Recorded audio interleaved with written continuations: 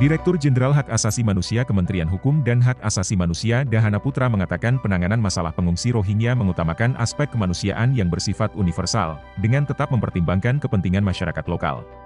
Melihat resistensi yang terjadi terhadap pengungsi Rohingya, perlu diintensifkan komunikasi dengan IOM, UNHCR, dan negara-negara tetangga, agar penanganan pengungsi tidak menimbulkan dampak negatif terhadap masyarakat lokal, khususnya dalam konteks ini di Aceh, kata Dahana dalam keterangannya di Jakarta, Sabtu.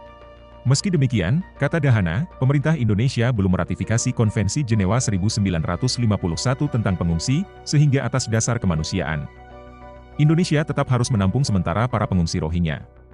Pasalnya, ada asas non-refoulement yang sudah diakui sebagai hukum kebiasaan internasional.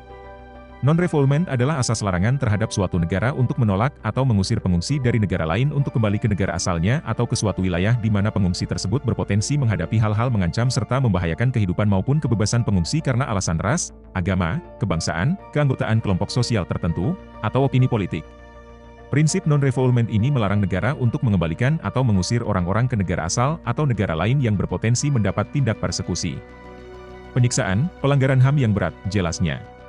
Lebih lanjut, dia mengungkapkan para pengungsi Rohingya saat ini hanya bersifat sementara di Aceh.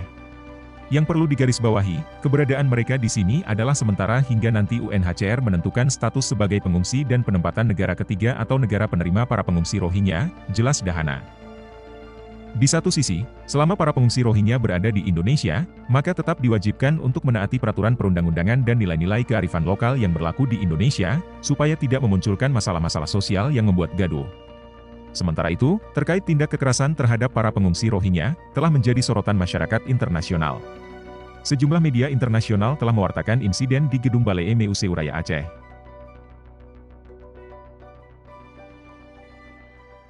Download Tribun X sekarang, menghadirkan lokal menjadi Indonesia.